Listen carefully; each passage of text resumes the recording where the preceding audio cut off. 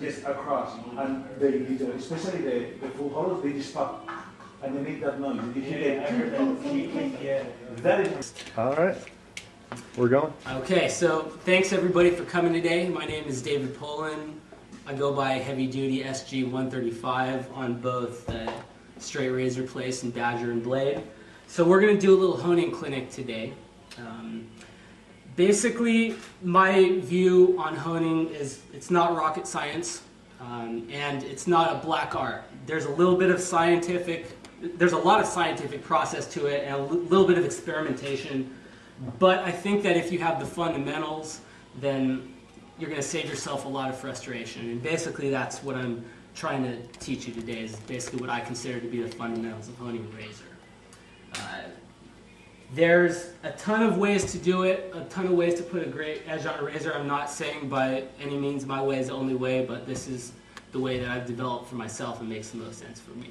So hopefully if you can get the fundamentals, you can develop your own style, and everybody kind of develops their own style after that. But let's just try to stick with the fundamentals here. The overview of the lessons I'm going to kind of tell you a little bit. I'm going to start out by talking about the basics of kind of picking the right stones for the job, what different stones are good for and what they're not, their strengths and weaknesses. I'm going to talk about technique, what I consider to be, you have to be able to use the right stone for the job, and you have to have a consistently good enough technique not to ruin your edge. So we're going to go into technique after that. We're going to take a razor that's completely dull off eBay, and we're going to bring it to a shave-ready edge. And then I'm going to talk a little bit about something that I don't think gets as much consideration as it should, and that's touching up razors and issues with double bevels. When there's a razor that's honed at one angle, and then you try to touch it up at a different angle, and it doesn't work. So we're going to talk about the issue of double bevels, and then hopefully move into some more advanced topics, possibly honing razors with a rounded smiling edge. You need a little bit of a different technique to get the blade sharp from heel to toe to that. I'm going to go over that. Maybe move into some warped razors. Just take some questions, see if anybody, we've got a good group of people here that are really knowledgeable, and if I don't know something, maybe somebody else will. So that's kind of the plan for it. If you guys have any questions throughout, anything that I say, please feel free to stop me, and I'll try to answer your question the best I can. I want this to be as interactive as possible, and so that's kind of what I have in mind. So let's start out with stone selection here. There's what I consider there's two types of stones that you need in the bare minimum. What you need is a stone that's going to move metal fast. It's a quick cutting stone that will take a razor that's really dull and put a pretty good edge on it, and then you're going to need a stone that's going to polish that edge to something that's actually comfortable to shave with. So those are the two basic types of stones. The first type, the coarser stones, which I consider bevel creation stones, some of them that I would consider good for that job are the 4K side of the Norton.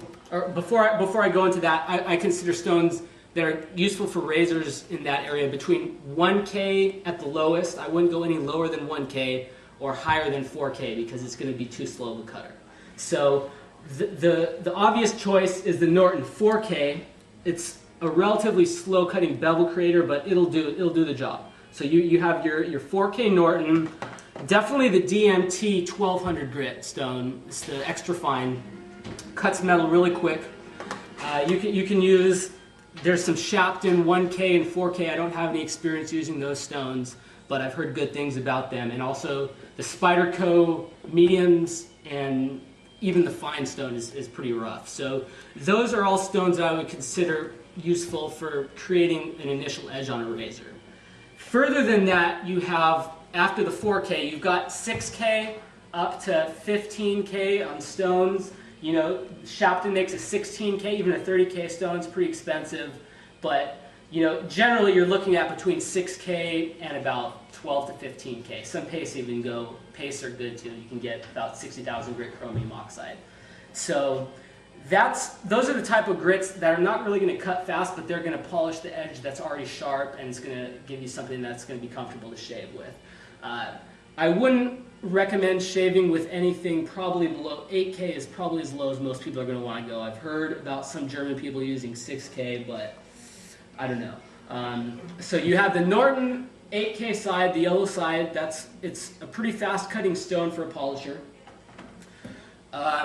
You've got a Belgian blue. This is rated at 4K. It puts an edge on that's greater than a finer edge than a lot of the 6K stones that I've used. So it's really it's not a bevel creation stone, it's a polishing stone. Of course you have, I really like this one, the Belgian yellow conical. I have a big one, a small one, and a really thin one for razors with issues. You have an Escher. These are really fine, about 15 to 16K. They're not going to move metal really fast, but they're going to polish the edge of something that's really comfortable to shave with. So those are the basics of kind of what the stones are that you're using and what they're useful for. The coarse stones cut really fast, but they leave a deep scratch pattern, and the fine stones cut slow, but they leave a sharper edge. And obviously, if you want one stone, the Norton 4K, 8K is the high end of a bevel stone and the low end of a polisher. So that's a pretty useful stone to have. I really like that one. One thing that I really want to stress with water stones is, as opposed to these diamond plates or these really these natural stones that wear really slowly, the king stones and the water stones, the Nortons, they tend to dish out pretty easily relatively to other stones. And they also will glaze. If you look at this stone, I haven't used it much, but you'll see the metal particles are embedded in the stone in an X pattern, which is the way that I bring the razor across it. After a couple hundred passes, these really start to lose their cutting power because the metal particles that get embedded in the stone start to glaze, kind of fill in the surface, which is supposed to tear the metal. And I found, Randy Tuttle actually taught me this trick. It goes by Randy Dance on the Straight Razor Place, is if after every couple hundred passes, it's really good to refresh the stone. And by that, I mean, I don't really have a good way to do this. I'm gonna walk over to the sink right now, but you just give it a few passes. This is a DMT core stone. It's a 325 grit stone.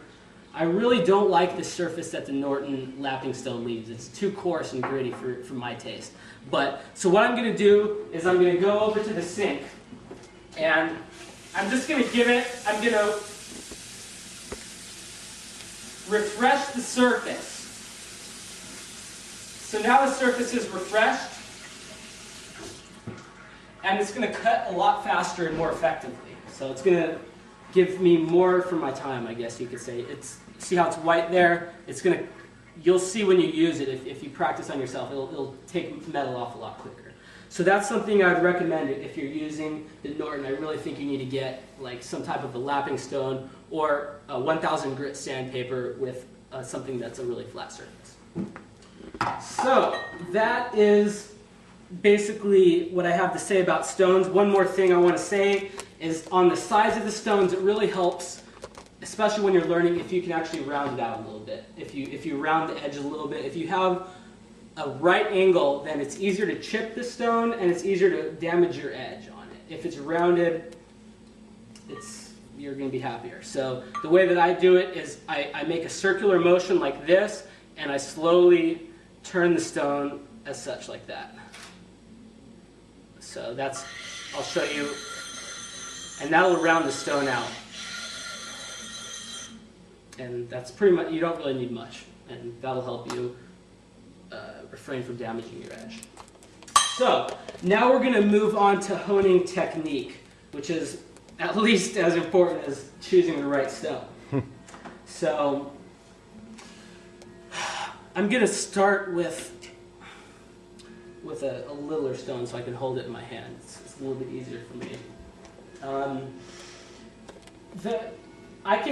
I can tell you a lot about how I do it what I think is proper technique, but you really, I can't stress this enough, this is the part that you have to practice on your own.